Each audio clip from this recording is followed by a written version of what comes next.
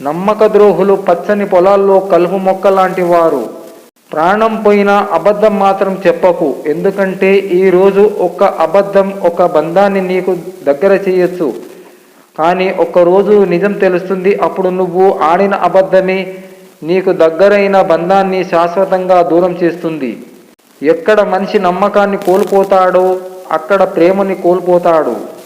మన మనసు ఎంత నిర్మలంగా ఉంటుందో మన జీవితం కూడా అంతే ఆనందంగా సంతోషంగా ఉంటుంది. నా అనేవారు ఎందరున్నా భర్త అనేవాడే స్త్రీకి భగవంతుడు. నిన్ను నమ్మించే వాళ్ళు ఎందరున్నా నమ్మకంగా నీతో ఉండేది నీ భార్య మాత్రమే. ఒకరు నీకు చెడ్డ చేసినంత మాత్రాన నువ్వు వారికి చెడ్డ చేయనవసరం లేదు. వాళ్ళే చెడిపోతారు. కొలనులో నీటి ప్రశాంతతను రాయి తాత్కాలికంగా చెడగొట్టవచ్చు. కాసేపు తర్వాత నీరు తేరుకొని నిర్మలంగా ఉంటుంది. కానీ రాయి మాత్రం ఎప్పటికీ నీటి అడుగునే ఉండిపోతుంది. మన నీడను చూసి మన బలం అనుకుంటే పొరపాటే. ఎందుకంటే నీడ కూడా వెలుగును బట్టి తమ తీరును మారుస్తుంది. మనుషులు కూడా అంతే. అవసరాన్ని బట్టి, పిలుపు అవకాశాన్ని బట్టి తమ తీరును మారుస్తారు. గతం గురించి ఆలోచిస్తూ విచారించకు. భవిష్యత్తు ఏమవుతుందోనని ఆందోళన చెందకు. వర్తమానంలో జీవించు. మనం జీవించే దానికి సంపాదించాలి, కానీ సంపాదించేందుకు జీవించకూడదు. నువ్వు సంపాదించిందంతా ఎవరి పాలో?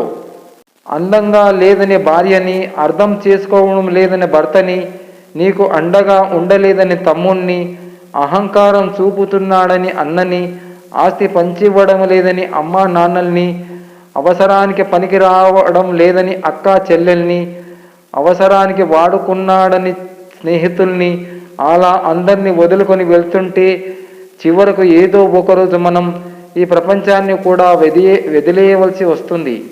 ముళ్ళబాట దాటితే పూలబాట ఎదురవుతుంది. సవాళ్ళు ఎదుర్కొంటే సక్సెస్ ఎదురవుతుంది. చాలామంది తమ తల్లిదండ్రులను ప్రశ్నిస్తుంటారు, మా కోసం మీరు ఏం చేశారని. అమ్మా నాన్న మనల్ని 20 సంవత్సరాలు సాకుతారు. మనం కూడా 20 సంవత్సరాలు తల్లిదండ్రులను పోషిస్తే అప్పుడు తెలుస్తుంది వాళ్ళు మన కోసం ఏం చేశారని, ఏం కోల్పోయారని. గెలిచినప్పుడు పొంగిపోకుండా, ఓడినప్పుడు కుంగిపోకుండా ఉంటేనే సంతోషం నీ సొంతమవుతుంది. డబ్బు ఉన్నప్పుడు నీతో ఉన్నవారిని గుర్తుపెట్టుకో. డబ్బు లేనప్పుడు నీతో ఉన్నవారిని గుండెల్లో పెట్టుకో.